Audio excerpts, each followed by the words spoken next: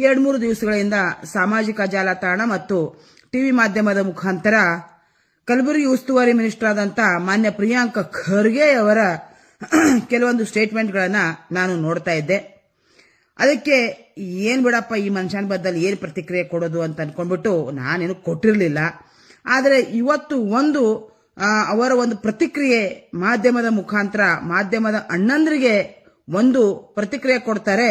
ಆ ಪ್ರತಿಕ್ರಿಯೆ ಏನು ಅಂತಂದ್ರೆ, ಕಲಬುರಗಿಯಲ್ಲಿ ಸಿದ್ಧಾರ್ಥ್ ಲಾ ಕಾಲೇಜ್ನಲ್ಲಿ ತಮ್ಮದೇ ಒಂದು ಸಂಸ್ಥೆಯಲ್ಲಿ ಆ ಸಂಸ್ಥೆಯ ಅಧ್ಯಕ್ಷರು ಮಲ್ಲಿಕಾರ್ಜುನ್ ಖರ್ಗೆ ಅವರು, ಪ್ರಿಯಾಂಕಾ ಖರ್ಗೆ ಅವರು ಮತ್ತು ಅವರ ಮಾವನರಾದಂತ ರಾಧಾಕೃಷ್ಣ ದೊಡ್ಡಮನಿಯವರು ಅವರು ಒಡೆತನದ ಶಾಲೆಯಲ್ಲಿ ಕಾಲೇಜಿನಲ್ಲಿ ಎಕ್ಸಾಮಿನೇಷನ್ ಅಲ್ಲಿ ಸ್ಕ್ಯಾಮ್ ಆಗುತ್ತೆ.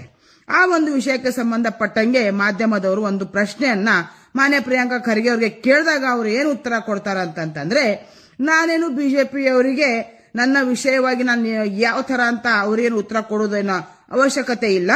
ಮತ್ತೆ ಅದನ್ನು ನಾವು ಮಾಡಿದೀವ, ಅದು ಏನಪ್ಪಾ ಅದು ಸ್ಕ್ರಾಚ್ ಶೀಟ್ ಅನ್ನ ಅದನ್ನ ಯಾರೋ ಆಚೆ ತಗೊಂಡು ಹೋಗ್ಬಿಟ್ಟು ಯಾರೋ ಎಕ್ಸ್ಚೇಂಜ್ ಮಾಡಿದ್ದಾರೆ ಅಂತ ಹೇಳ್ತಾರ. ಯಾರೇನು ಕಿವ್ಯಾಗ ಹೂವ ಇಟ್ಕೊಂಡಾರೇನ್ರಿ? ಅದೇ ಹೆಂಗ್ರಿ ಚಾರ್ಜ್ ಶೀಟ್ ಹೊರಗಡೆ ನಿಮ್ದದು ಸ್ಕ್ರಾಚ್ ಶೀಟ್ ಹೊರಗಡೆ ಹೋಗಿ ಅದು ಎಕ್ಸ್ಚೇಂಜ್ ಆಗುತ್ತೆ ಸರ್? ಇದೆಲ್ಲ ಬಿಟ್ಟು ಬಿಡ್ರಿ. ಮತ್ತೇನಂತೀರಿ ನೀವು? ಅಲ್ಲರಿ, ಮಕ್ಕಳಿಗೆ ಸಹಾಯ ಆಗ್ಲಿ ಅಂತ ನಿಮ್ದೇ ಸ್ಟೈಲು ಏನು ಅಂತಂದ್ರೆ, ಅಲ್ಲ ಸರ್, ಮಕ್ಕಳಿಗೆ ಸಹಾಯ ಆಗ್ಲಿ ಅಂತ ಇನ್ಫ್ರಾಸ್ಟ್ರಕ್ಚರ್ ಕೊಡೋದು ತಪ್ಪ, ಸಹಾಯ ಮಾಡೋದು ತಪ್ಪ, ಅದೇ ಹಾಕ್ರಿ ಹಂಗಂತೀರಾ? ತನಿಖೆ ಆಗ್ಲಿ ಬಿಡ್ರಿ, ಅದೇ ಹಾಕ್ರಿ ಸರ್. ಮತ್ತೆ ನಮ್ಮ ಎಕ್ಸಾಮಿನೇಷನ್ ಅಲ್ಲಿ, ನನ್ನ ಒಡೆತನದ ಎಕ್ಸಾಮಿನೇಷನ್ ಅಲ್ಲಿ ಮತ್ತೆ ನಾವು ನಮ್ಮ ಬಿಲ್ಡಿಂಗ್ ಅನ್ನ ಇನ್ಫ್ರಾಸ್ಟ್ರಕ್ಚರ್ ಕೊಟ್ಟಿದ್ದು ತಪ್ಪ ಅಂದ್ರೆ ಆ ಎಕ್ಸಾಮಿನೇಷನ್ ದಲ್ಲಿ ಮ್ಯಾನೇಜ್ಮೆಂಟ್ ಅವ್ರ ಇನ್ವಾಲ್ವ್ಮೆಂಟ್ ಇರುತ್ತೆ.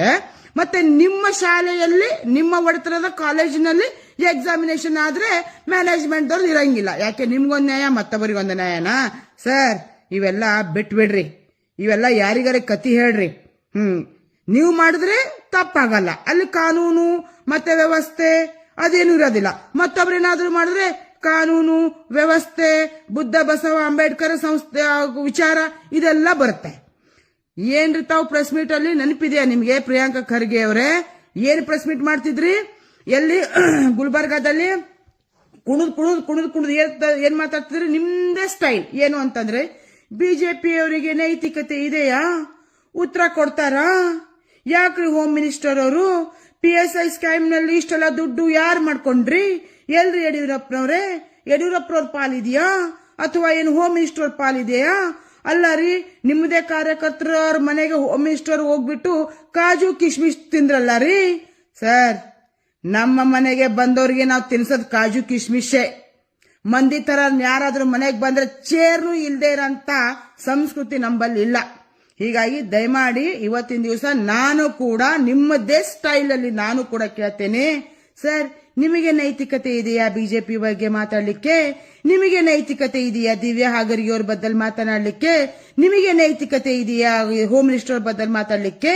ಸರ್, ನನ್ನ ಸ್ಕ್ಯಾಮ್ ನಲ್ಲಿ ಹೋಮ್ ಮಿನಿಸ್ಟರ್ ಪಾಲು ಎಷ್ಟು ಅಂತ ಕೇಳ್ತಿರೋರು, ನಿಮ್ಮ ಸ್ಕ್ಯಾಮ್ ನಲ್ಲಿ ನಿಮ್ಮ ಹೋಮ್ ಮಿನಿಸ್ಟರ್ಗೆ, ನಿಮ್ಮ CM ಅವರಿಗೆ, ತಮ್ಮ ಸಂಸ್ಥೆಗೆ ಮತ್ತು ತಮ್ಮ ಜೇಬಿಗೆ ಎಷ್ಟು ದುಡ್ಡು ಹೋಗಿದೆ ಅಂತ ಹೇಳ್ತೀರಾ ಮಿಸ್ಟರ್ ಪ್ರಿಯಾಂಕಾ ಖರ್ಗೆ ಅವರೇ?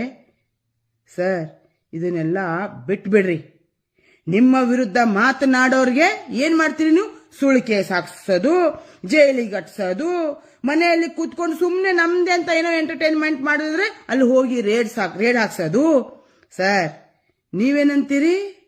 ಮೊನ್ನೆ ಒಂದು ಸ್ಟೇಟ್ಮೆಂಟ್ ಅಲ್ಲಿ RSS ನವರು ನಮ್ಮ ಮೇಲೆ ಈ ತರದ ಕೇಸುಗಳನ್ನ ಹಾಕಿದ್ರೆ ನಾವು ಜಗ್ತೀವಾ, ಬಗ್ತೀವಾ, ನಾವು ಹೆದರ್ತೀವಾ? ಸರ್, ನಾವು ಕೂಡ ಈ ತರದ ಸುಳ್ಳು ಕೇಸುಗಳನ್ನ ಹಾಕಿದ್ರೆ ನಾನು ಕೂಡ ಜಗ್ಗಲ್ಲ, ಬಗ್ಗಲ್ಲ, ಹೆದರಲ್ಲ. ನಮ್ಮನ್ನು ಕೂಡ ತುಂಬಾ ಚೆನ್ನಾಗಿ ಗೊತ್ತಿದೆ ಯಾರು ಎಷ್ಟು ಕೆಲಸ ಮಾಡ್ತಾ ಇದ್ದಾರೆ ಅಂತೇಳಿ. ದಯಮಾಡಿ ಈ ತರದನ್ನೆಲ್ಲ ಮಾತಾಡೋದನ್ನ ಬಿಟ್ಟು ಗುಲ್ಬರ್ಗದಲ್ಲ ಆಗ್ತಿರೋ ಅಭಿವೃದ್ಧಿ ಬದ್ದಲ್ಲಿ ಮಾತಾಡ್ರಿ. ಅದನ್ನೆಲ್ಲ ಬಿಡ್ತೀರಾ? ನಿಮ್ಗೆಲ್ಲ ನಾಲೆಜ್ ಇರುತ್ತೆ. ಏನಪ್ಪಾ ಅಂತಂದ್ರೆ ಅಮೆರಿಕಾದಲ್ಲಿ ಟ್ರಂಪ್ ಏನ್ ಮಾಡಿದ್ರು, ಅಮಿತ್ ಶಾ ಏನ್ ಮಾಡಿದ್ರು, ಮೋಹನ್ ಭಗವತ್ ಅವ್ರ ಸೆಕ್ಯೂರಿಟಿ ಎಷ್ಟು, ಇದನ್ನೆಲ್ಲ ಮಾತಾಡ್ತಿರಲ್ಲ ಸರ್. ನಿಮ್ದೇ ಒಡೆತನದ ಶಾಲೆಯಲ್ಲಿ ಎಕ್ಸಾಮಿನೇಷನ್ ಅಲ್ಲಿ ಸ್ಕ್ಯಾಮ್ ಆಗಿದೆ ಸರ್, ಅದಕ್ಕೆ ಉತ್ತರ ಕೊಡ್ರಿ. ಅದಕ್ಕೆ ನಿಮ್ಮ ಹತ್ರ ಉತ್ತರ ಇಲ್ಲ. ಯಾಕಂದ್ರೆ ನಿಮ್ದು ಕಾಲೇಜಲ್ಲಿ ಆಯ್ತಲ್ಲ. ಅದೇ ಮತ್ತೊಬ್ಬರಾಗಿದ್ರೆ ಎಷ್ಟು ಮಾತಾಡ್ತಿದ್ರೆ ಪ್ರಿಯಾಂಕಾ ಖರ್ಗೆ ಅವರೇ?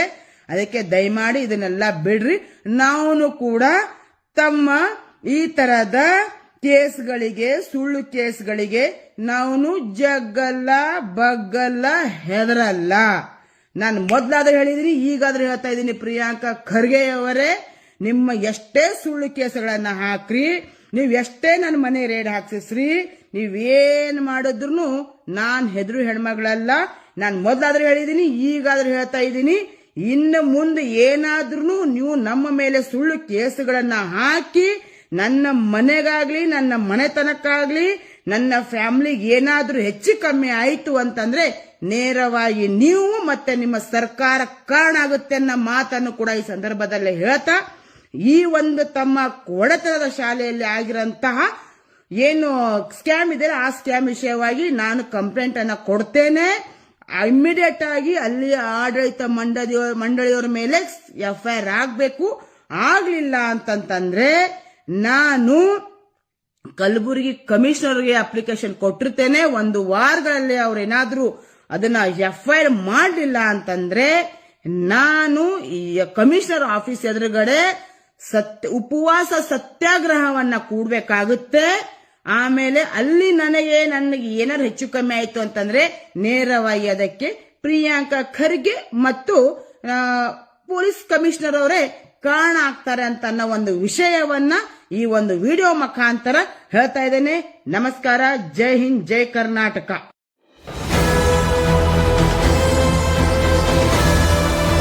ನಿಮ್ಮ ವಾಣಿ, ಇದು ಕನ್ನಡಿಗನ ಧ್ವನಿ.